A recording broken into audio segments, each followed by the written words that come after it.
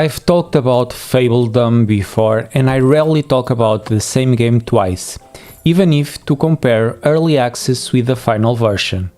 I had saved Fabledom in my schedule because if they made it more challenging, there was the potential for it to be one of my favorite city builders. It's a clearly better game now, but it still has the same problems, they're just less noticeable. Now there is information aplenty about all games on the market. No matter how many games come during the year, someone will talk or write about them. But in the past it wasn't like that. We bought many of the games based on the title and 3 print screens that were on the back cover of the game. If we were in the 90s, Fabledom would be an irresistible game as it is one of the most beautiful games of the genre, appearing like a beautiful watercolor on our computer screen. Just as it was no longer the case in early access, Fabledom is not just a pretty face, but continues to leave a little bit to be desired in the options it provides to the player, and in the management of dead times, when it seems like we have nothing to do beyond waiting for the next romantic interaction or population milestone. And even this is subjective, because the way the game is presented to us, we don't understand what the endgame will be like until we get there, and our interactions before that matter a lot to the way we play it afterwards. This time management and interaction opportunities was one of the chapters in which Fabledom improved the most. There are now more buildings that in turn offer us more opportunities for interaction and new ways to solve problems, something that occupies us more time and practically guides us by hand until there is no longer any new structure to place on the playing field. But even with this, Fabledom is not an endless game. Fabledom is divided into chapters, but the action that triggers them is not visible. They simply activate automatically when we reach certain milestones that we are not previously aware of.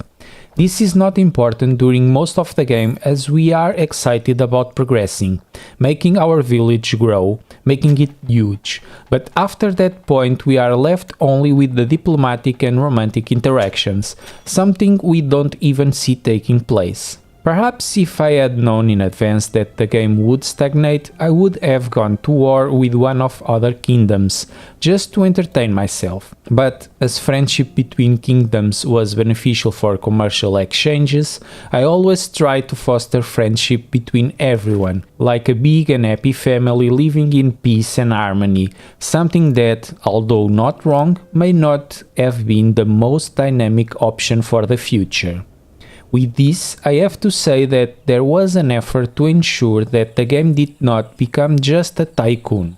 There are random events that happen, ways to use our army in addition to diplomatic missions, we can be attacked by dragons and be forced to defend ourselves, the possibility of courting someone until they become our king or queen, or even playing with our relationships with other monarchs, the latter being the funniest and most dynamic because of the military aspect of the game. We can also try to make a beautiful kingdom, not only in story mode but also in sandbox mode, where resources are not an issue. Building options are very limited, but when properly placed they allow for beautiful kingdoms. I've seen pictures of many of those, but I don't have the creativity to do these things.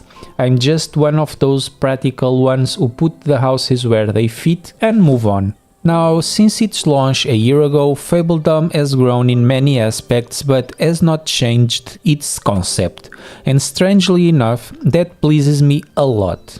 I continue to think of strategies to test in my kingdom while I work, but I feel like I don't have much more to do in about 10 hours of the save. And that's the essential difference to other games of the genre, its finiteness. Fabledom knows where it is good and what it is best able to offer to the player. Fabledom is exciting at the beginning, grabbing us with its aesthetics, soundtrack and speed in such a way that it disguises its limitations practically until the end of the game. But in an increasingly fast-consuming world, it is these games that win the race for a spotlight, since they keep us trapped until the end, and they let us go, they simply let us go without any regret for not having seen everything. Fabledom isn't the best city builder I've ever played, but I really like it. See you next time. Bye.